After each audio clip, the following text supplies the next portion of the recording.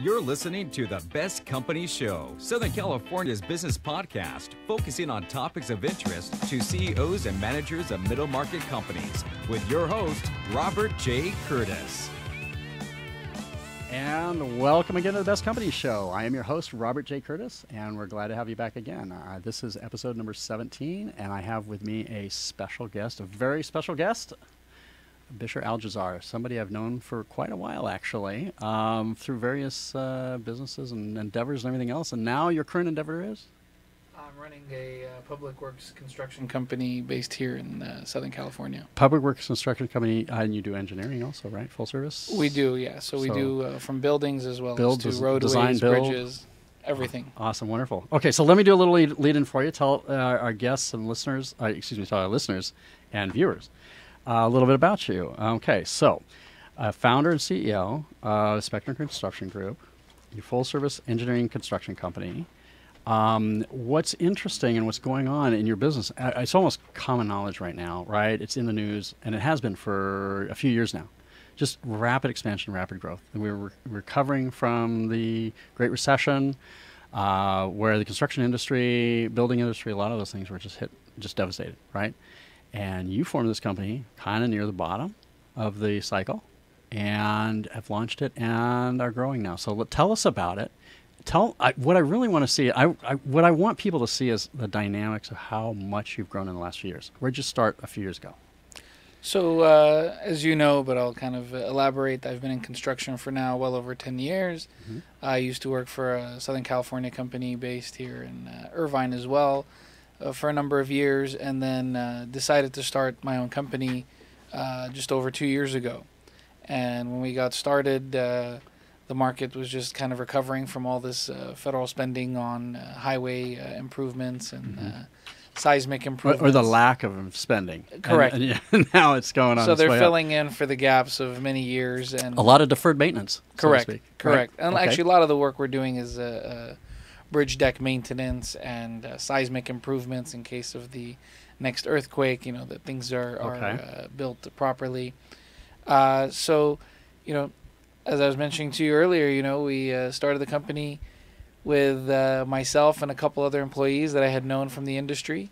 And within 6 months, we were up to maybe around like 10 employees, picking up different types of jobs. And just, last month we hit over 110 employees. So we've kind of taken on a full spectrum, not to give the pun of the company's name, but we do from building work to as well as engineering, as roadways, bridges. We're focusing a lot on schools and full-scale commercial developments. Yeah, and I want to stress, and you correct me if I'm wrong, but I think I'm correct on this one, is that this isn't just something you're making up as you go. You have many years' experience previously working for other fairly large size builders, design building operations, and you were at a higher level, right? And so you had many years' experience and a lot of background in this.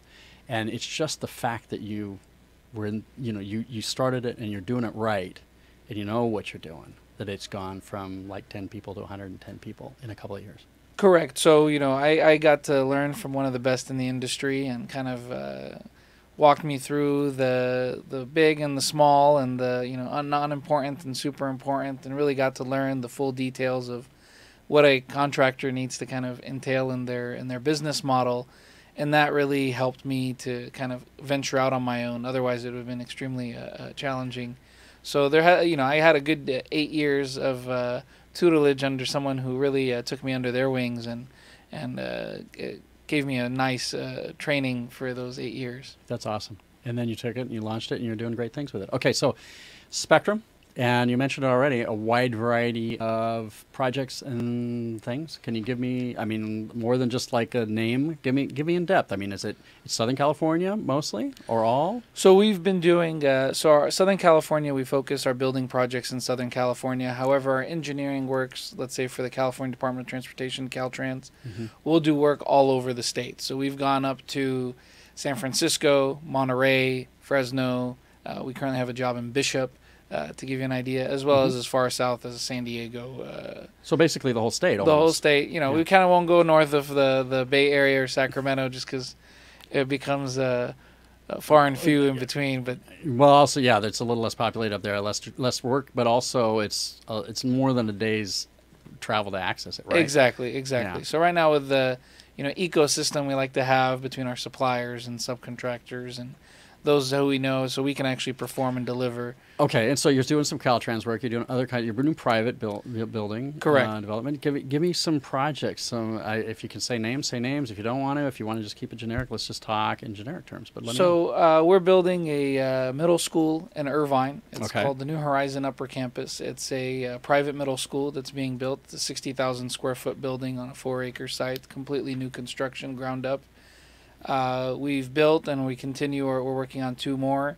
Called their learning experience. They're preschools around 10,000 square feet on 2-acre lots, also new construction. Wonderful. So these are coming up. A lot of them are coming up, especially the daycare industry here in Is it really? Southern California is booming, Wow. which is great for us. As well as we're building a shopping mall in Stanton, the city of Stanton, Okay. which includes gas station, food service places like Wendy's, and commercial shopping. Tenant improvement tilt-ups. So, hence the need for more than 100 people. You got all Correct. these different things going statewide, and you got some pretty decent sized projects here, and just locally even. And one thing that kind of sets us apart from most general contractors is lots of general contractors will subcontract a lot of their work, while we self-perform a great deal of our work. So we That's do a good to lot know. of the work in-house. So that's why also we have had a nice growth, but there's also involved equipment. Okay, that's great. And you know what? You just led me into where I want to take the show. Okay, so what I want to do is take a quick break, and I want to talk about what you're doing in-house and how you're managing your people. Obviously, that's why you're here. That's what I talk about. That's what our viewers and our listeners and I want to learn about. So let's dig in. Give it a second. We'll take a break, and we'll be right back. Great.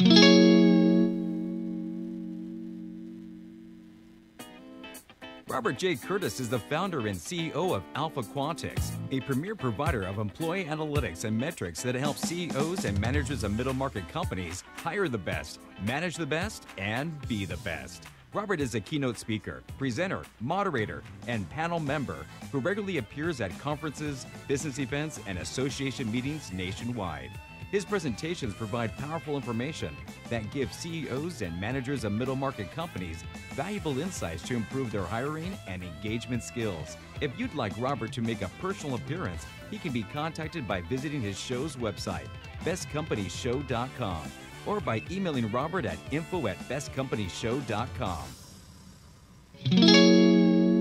And welcome back to Best Company Show. I am your host, Robert J. Curtis, with the Best Company Show and Alpha Quantix, which is the sponsor of the show, which is my company, and I work with a lot. And speaking of that, if you'd like to get in touch with us here at the Best Company Show or find out and learn more, you can go to bestcompanyshow.com. There's information on past guests, including podcasts and videos. There's also information on future upcoming guests and also future and upcoming events. And so check us out there.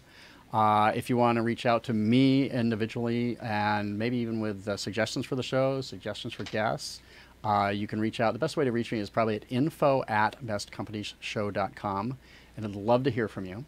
And while I've got him here on the line, we're talking with Bisher Aljazzar from Spectrum Construction Group.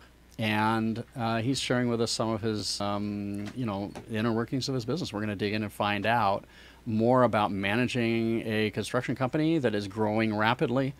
Spectrum Construction Group and you, how do we reach you? As simple as an email to one of the ones that can kind of get to everybody is projects@spectrumcgi.com, or giving us a call at 949-299-1400. Awesome, wonderful. Okay, so let's dig in and talk about the management of people in the construction business. One thing you've mentioned before is that you actually you don't subcontract, you subcontract out less work than maybe your average contractor, GC, would do, general contractor. And which means that you're doing a lot more in-house and you have a lot more responsibility and you have a lot more people. Correct. First off, what kind of things do you keep in-house? What are you doing? So we do everything from earthwork to concrete, framing, drywall, plaster, electrical, plumbing. Pretty much the things we give away are the roofing, air conditioning system, landscaping and glazing and windows, storefronts, things of that nature. Okay, so kind of finish work. Correct. And things that are near finish, I suppose, if there's such a term. Highly specialized items that you want to give it to the guys. Okay, but you do more of the things that other GCs, general contractors, would just hand out. Correct. Right? Correct. My experience, actually, and I don't have that much experience. My experience is it's a lot of the moving the dirt, and maybe doing the concrete and foundational work, and that's it. And then everything else is subs. But you're going way beyond that. Correct. Okay, so you have all of these different people in house, and on working on different projects and different days and different times and everything else. You're doing government work, so you probably have some union people coming and going. We are union signatory, so a majority of our employees are union. Okay, so you have that factor and that dynamic to deal with. It can't be, and we mentioned before, or I want to mention, grew from what, 10 people to over 110, 110-ish right now in 2 years. Come on, there's got to be issues there. Oh, of course. We've had some growing pains. Okay, tell me. Let's dig in. I want to know. I don't want to know the rosy side of things. I could get guests in here all day long talk about how wonderful business is. But what I want to talk about, what I want to learn about, and what I think the listeners and viewers want to learn about is, hey, what are the things you struggle with? What are the issues you need to deal with? And let's talk about ultimately how to deal with them. Okay? Sure. So to kind of give you an idea, when the company started off, like I mentioned, it was just myself and a couple employees. So kind of everything was funneling through myself. Okay. And one of the big challenges as we were growing is to kind of delegate and have things more automated through our different departments, from accounting to estimating to project management in the field. So really kind of we had to sit, and it took around 2 to 3 months to really restructure how information flows through the company and how approvals and things of that nature kind of can be expedited, rather than myself becoming the bottleneck in the whole process. Which probably, in my experience from being an entrepreneur of my own, having my own businesses, and also seeing a lot of people and talking to a lot of people, that's one of the major hurdles that most people encounter right off the bat. Because you're expanding rapidly, you're not ready or situated yet to kind of delegate like you should be, right? And so you went through the same thing a lot of people do. Oh, yeah. Okay. And so that was the first thing. And that was 3 to 6 months out when you were getting going, right? Correct. What'd you do? How'd you get past that bottleneck? We really had to bring on good people. That was the main thing, is we were finding good candidate people that I either had worked with in the past that I could build some trust with, or some people that we were bringing on new that we kind of gave them the autonomy to really grow in their positions. And they really kind of helped take on my system, if you want to call it that, and make it their own, but ensuring the compliance and coordination that we had previously. Okay, so it really, and probably what helped with that was your experience and prior knowledge and contacts with people who, at least enough of the people who could kind of carry it for you. Correct. And some of the new people that you weren't so familiar with were, there was few enough that they weren't overwhelming, and they didn't, create too many issues. Correct.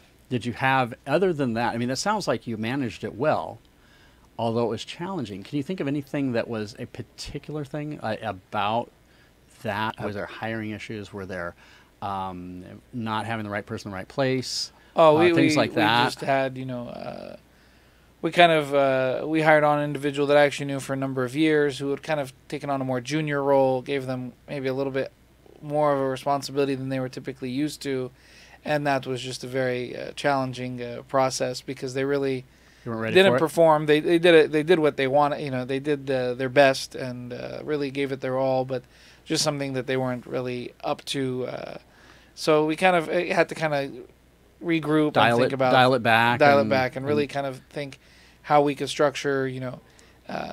Let's say the leader on the job and those that are still kind of learning or need some work to get to a fully autonomous superintendent or manager. Okay, were you, and especially your people, were you guys flexible enough that, just taking a step back and regrouping and then launching again, were you all flexible enough that you could actually successfully do that? Because, if you think about it, a lot of times there's egos involved.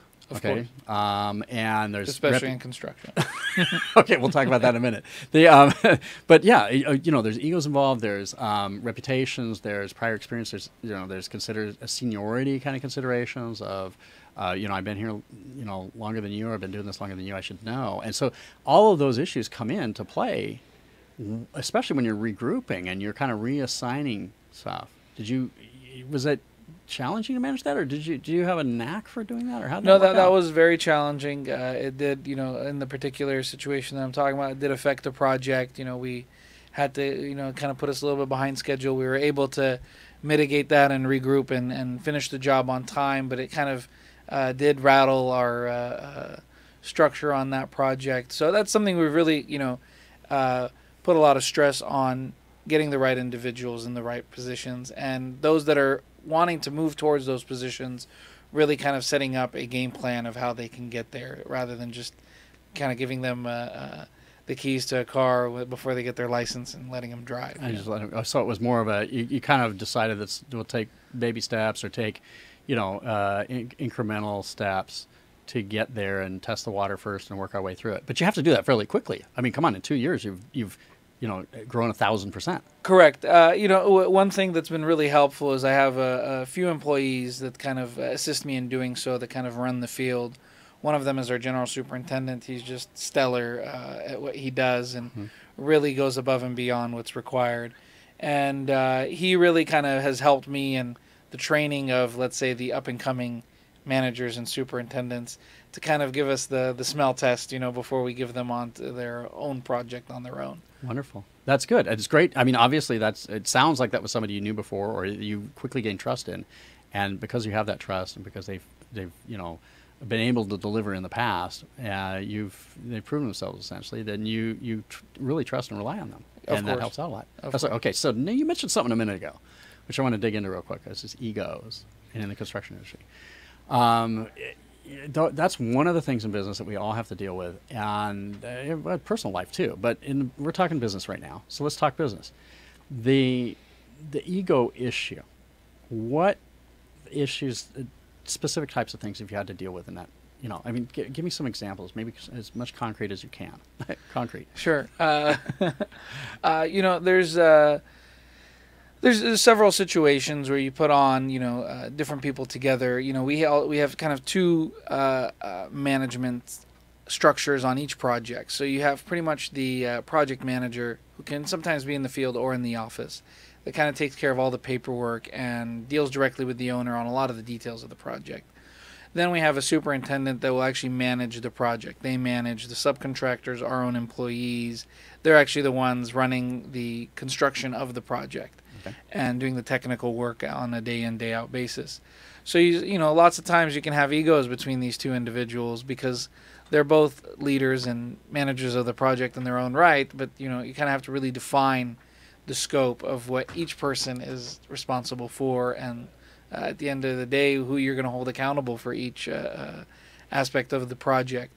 And initially, as we were growing, we didn't really define that, and we just put them together and said, "Hey, go! You guys can both run this job." And and we were having a lot of issues where person X thought person Y was the one doing it, and vice versa. Or they were used to taking that role, and now they weren't sure, or they took the role and they shouldn't have because the other guy was in there too, and so the egos were clashing. Exactly. Okay, so it sounds like you kind of described the way you dealt with it by giving the answer to what the problem was, right? And it sounds like the way you dealt with it, part of the way you're dealing with it, is by clearly defining those roles and responsibilities and everything. Yes.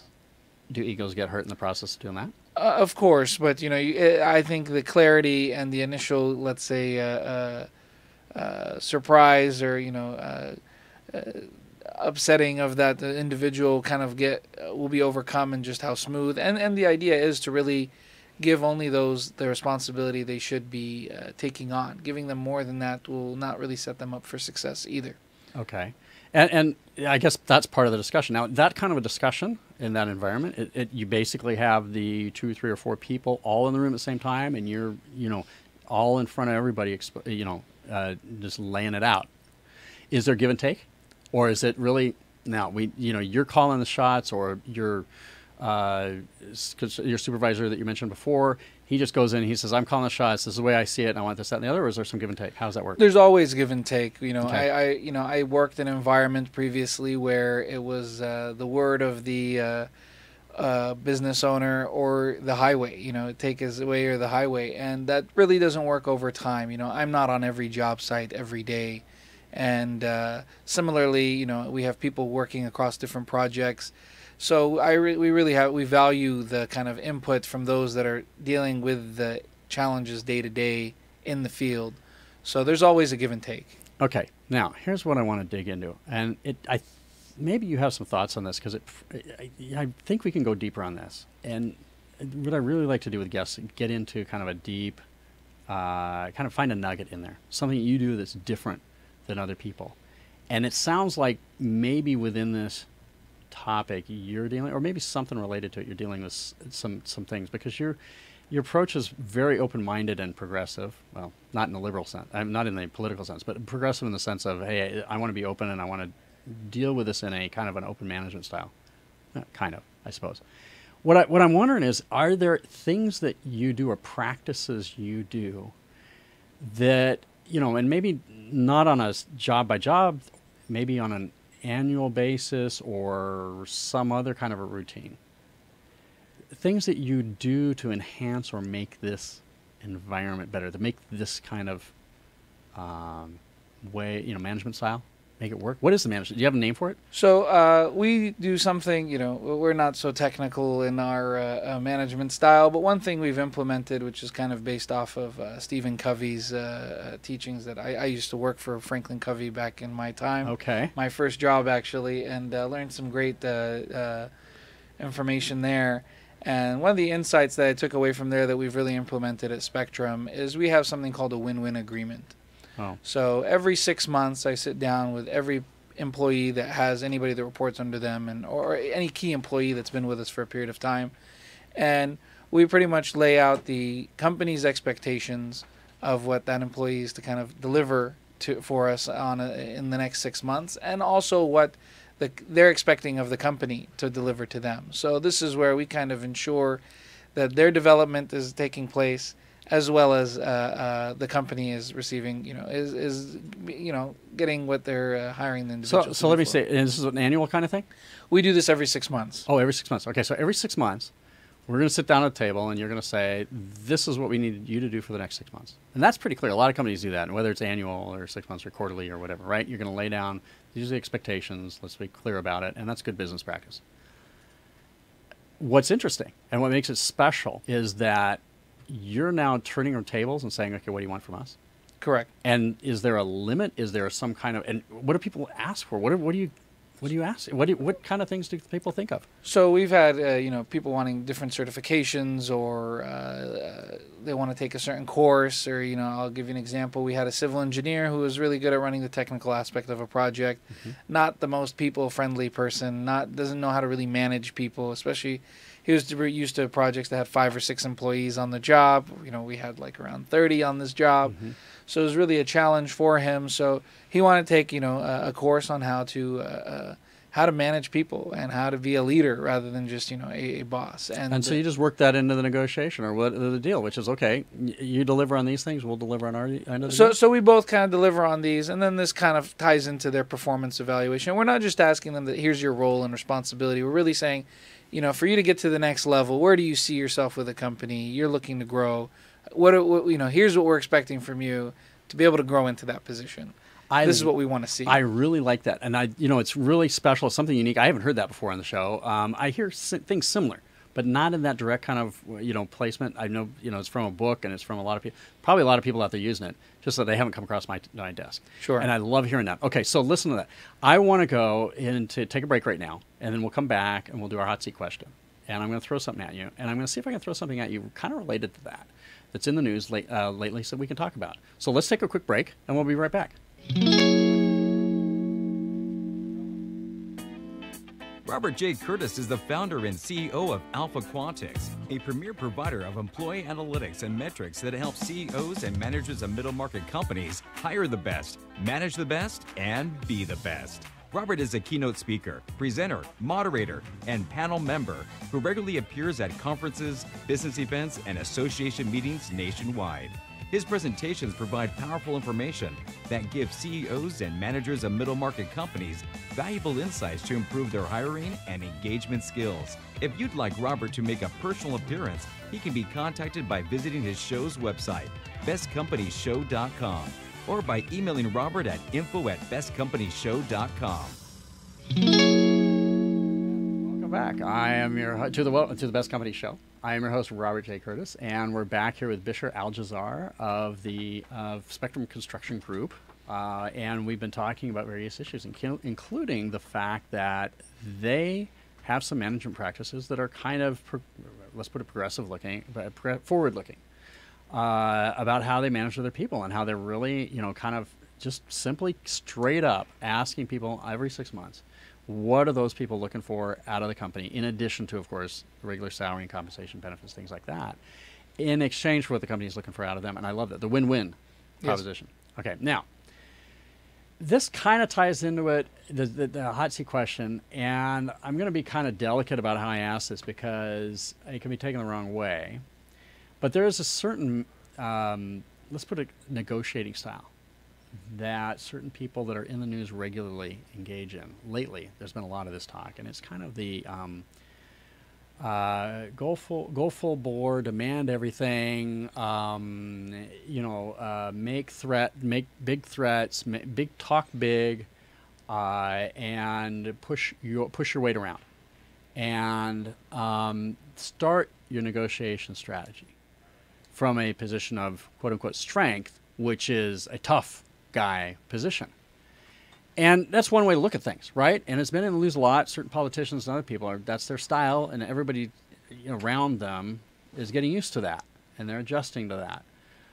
But it has fallout, right? It has a particular kind of angle about it, and it creates a particular environment. What's interesting about what you've mentioned here is you're kind of on, let's put it, the soft side of things. And I don't mean that you're soft. I imagine you're an astute negotiator. You're a good businessman. You've done well over the years, and you're doing great things right now. But wouldn't somebody like that just kind of just tear you apart and say, "Look, we're gonna come in and bluster our way through everything. We're gonna just barrel through, and we're gonna bully everybody around and throw our weight around, and we're gonna take advantage of you." And couldn't that happen? And doesn't that happen to you? Because if you take this position, that's you're putting yourself in this position. Sure. So there's this is something, we're constantly having to negotiate contracts with project owners, subcontractors, kind of presenting our position on a project, what's caused the project, let's say, to be delayed, or there might be a major cost increase because something that was missed in the design, or something that is that the owner now wants that they didn't initially want, and things of this nature. We're very firm and to the point. I mean, I don't like I don't take the approach of just barreling through a scenario, but we are very clear, and we make sure that everybody is very well aware of the situation that we're about to get into. Okay, so let's make it a little more specific, and I want to make it more of a hypothetical. What is your comeback in a scenario where somebody comes into you like this, where they are throwing their weight? And I'm not talking just about your employees. Win-win is where we started with this, and dealing with your employees. But it could be in a negotiating contract, or dealing with a subcontractor who didn't perform well, or whatever, or timely, or whatever it might be. Right? In those contexts, how do you deal? How do you take on, first off, do you go in with the full-on bluster and throw my weight around because I'm the general kind of attitude? And then, if you don't do that, how do you respond to other people? So that attitude or that strategy is mainly, that's kind of a last resort if we're dealing with, let's say, somebody who's not giving any sort of regard to the circumstance of the project where things are at, or the circumstance with the employee, if we want to use that as an example as well. The way, we're very clear from the outset. That's where we really, I would say, is our strong suit. I write, our contracts with our subs or with our owners or even with our employees. We from the get-go, especially now with, the number of employees we have that we were discussing, we make it, you know, crystal clear as to what the expectations are, what their role is, what their responsibility is. With a subcontractor, the same thing. We define exactly their scope, their schedule, you know. So if they do come in with this kind of strategy that they are wanting to, you know, be very attacking in their, you know, in their negotiating strategy, we have, you know, the documentation and we on our side, you know, and this is where we really make sure everything is. In other words, you honor a deal, you stay Yes. by the deal, and you make sure that it's reasonable and rationally enforced. You live by the consequences of what the deal was and all of that. And it doesn't matter whether it's a contractor, general contractor, subcontractor relationship, whether it's an owner, general, or whether it's an employee to you. Sure. It's basically go by, you know, play ball by the rules. Correct. And try to enforce the rules and do good. You know, that's a great philosophy, a great way to do business. And to be perfectly honest, I think it's part of what's making you great and why you're succeeding really well. And I'm glad we had you as a guest. We could learn more about you. And I thank you so much for being a guest. You've been a great guest. Thank you for having me. And just one last time, if people want to reach you, where are they going to find you? Projects at spectrumcgi.com, or our website, which is www.spectrumcgi.com, or our general phone line, which is 949-299-1400. Okay, awesome. And thank you, everybody, for watching and listening. And you know where to reach us, which is bestcompanyshow.com, or email us at info@bestcompanyshow.com. And you can listen to us at iTunes or Stitcher. You can also, and other places too. You can also take a look at us at YouTube on our YouTube channel. And we'd love to hear from you and get feedback and everything. We love the comments and everything. Thank you so much, Bisher. I want to thank, real quick, my engineer, Paul Robertson, for being the engineer, and he takes care of us very well. I also want to thank Roland Canamore, producer of Silver Dream Factory, a little independent movie studio here in Anaheim, and he helps us a lot, especially when we're on the road and doing interviews in location. Thank you, everybody, for watching and listening. And until we meet again, until the next episode, I wish you all the best and success in managing your business, and that you become the best companies possible. You've been listening to The Best Company Show, Southern California's business podcast, focusing on topics of interest to CEOs and managers of middle market companies, with your host, Robert J. Curtis.